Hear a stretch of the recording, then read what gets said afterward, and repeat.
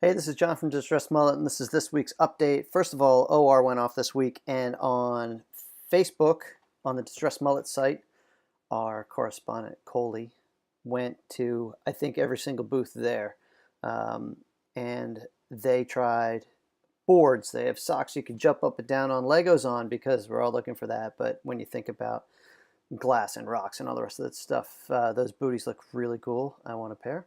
All sorts of really great gear, a bunch of new boards from SIC, Surf Tech. Everything's on Distress Mullet's Facebook page. We'll be transitioning some of those to the website too for more gear articles. This week, the articles on Distress Mullet, there's a couple of really big things that are going on. One is we had a paddler in New York who apparently drowned while wearing a PFD. He had a belt PFD and was unable to inflate it. So it actually brings up a really good point. And if you look at any photos of races, you'll see that 99.9% of the people are wearing belt PFDs backwards. They have the fanny pack above their fannies. And they actually need to be up front because they blow up and you put them over your head. And if they blow up behind you, your flotation is attached back here and you're floating upside down, so it doesn't help. So it's also harder to get to that ripcord. Also, belt PFDs are not allowed or indicated for children under 12. So when you put a child in one of those belt PFDs, you think that you're just satisfying the law, but you're and maybe making them safer, but you're actually doing quite the opposite. You could be making them very unsafe. So I would say any of you race directors at the beginning of a race, have everyone raise their hand who's wearing a belt PFD, and then ask them all to turn it around to the front. Then ask them how many of them are under 12 and see if they could find an alternative. There are some amazing PFDs for people to wear that are not obstructive. Surf ski paddlers have proven this. The Vycobi, Moki, and a few others are made not to impede your progress and satisfy the law. The reason that we keep doing articles about safety is because as a community and a sport, if we don't govern ourselves, there are people in our government who do not paddle who will impose rules on us. So that's why we're saying make these calls at the races, talk to the rental companies. If you see somebody who's on a pop-out board without a leash, asking if people can swim. If they can't swim, asking them to wear a PFD. Sometimes uncomfortable situations. Sometimes somebody's going to tell a very experienced paddler what they need to be doing, and that's not going to be comfortable either. But a couple of uncomfortable situations are worth taking if we can save a life or two, or 3, or 12, or 50. So thanks for, we are not trying to push laws. We're trying to push information on safety. So laws are the last thing that we want as the Mullet. Next, Blackburn Challenge last weekend. There's a video on the start. It's just really, really cool. That's a bucket list. Hopefully I'll be able to get to that next year. We got a great article on staying safe in the heat.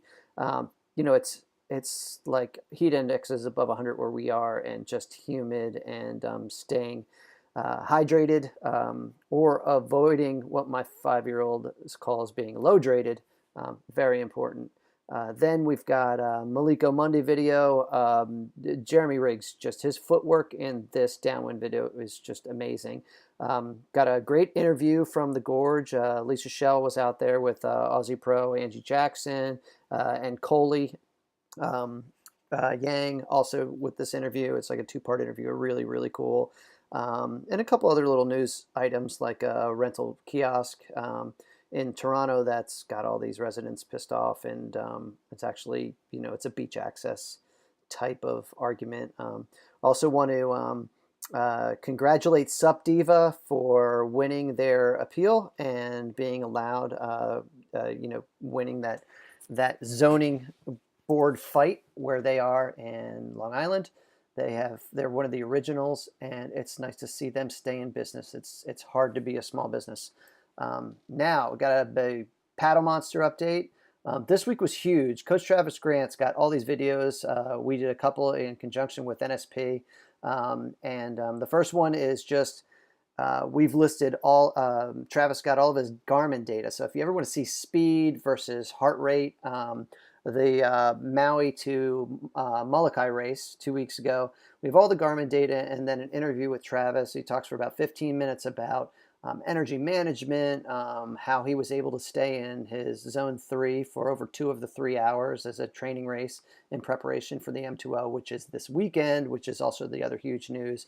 Chris Aguilar is out there shooting, posting, Facebook Live. I can't wait to watch that this weekend. It's going to be awesome. The SUP and Prone Paddleboard World Championships. So that's cool. A little off track, but again, it kind of weaves nicely with Travis. Travis has also got other tips for the Molokai to Oahu. There is a video on the role of escort boats and the use of captains. He talks about the line he takes and how they approach that. They talk about the energy management during a long race, like from the from Molokai to Oahu, and how they train. Talks about how his team has come out a few weeks early and how they're prepping over the next couple of weeks. So I think there's 5 videos that are being posted. Connor Baxter is also training with Paddle Monster, sent us some great downwind videos. It's a first-person point of view stuff where you can see how he is catching glides and you can see the bumps coming under him. I think downwind is, whether it's outrigger, surf ski, stand-up, prone, that's where it's at right now for a large majority of people, whether you're inland or on the coast, because you can surf anywhere. And then we also have a really, really cool article from Tennille Hatton on pre-race, race, and post-race nutrition. All of these articles and all of these videos are available on Paddle Monster for basic members. There's a link in the CHUM newsletter that'll give you free 10 days access. We also have the next cycle coming up on August 7th. So if you're going to join and train, it's a perfect time because you can join in a new cycle and start on day 1, getting ready. It's less than 100 days to Chattajack. You also have the Pacific Paddle Games, Surf to Sound. There's a bunch of races in the fall that you can get ready for. So a lot of really cool stuff. So the last thing I'm going to say is, and I don't want to brag, but my Kumo Board came, and it's inflatable, and it is made by some really good friends of mine who really know what they're doing. And from a balance board perspective, if you fall off it, you're not going to shoot it through a wall. Again, it's inflatable, deflatable, so you can travel with it.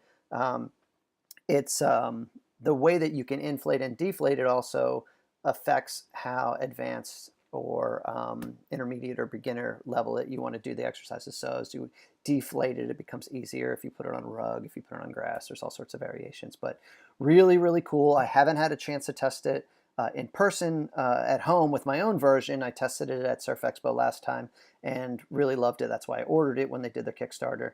I think this is going to be really cool. I need to get a better pump. If you do order it with the pump. Don't order it without the pump, because I had to find a bike pump.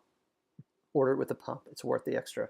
And speaking of Surf Expo, that's coming up in early September. They're going to have hard goods. We're going to be down there, and there's a really, really cool race, Space Coast Paddle Fest, and that's going to be in Cocoa Beach following Surf Expo. Also want to make sure you guys all know about the Great Peconic Race coming up September 9th, Surf to Sound, and we've got Lake Mary Jane Paddle Fest September 23rd. New York Paddle is next week. We're traveling up there starting up on Wednesday.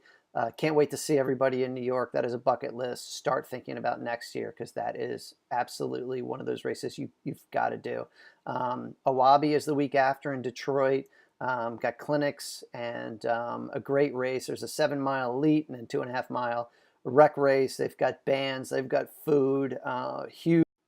And it's a lot of fun. Detroit isn't what you might think it is. It's really come back strong. The restaurants are amazing, super safe.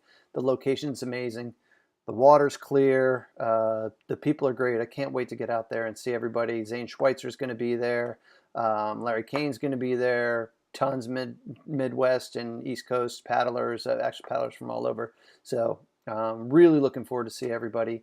And please support the companies in the races that support the mullet. And if you want to promote your event and get on this, shoot me an email, john@distressedmullet.com.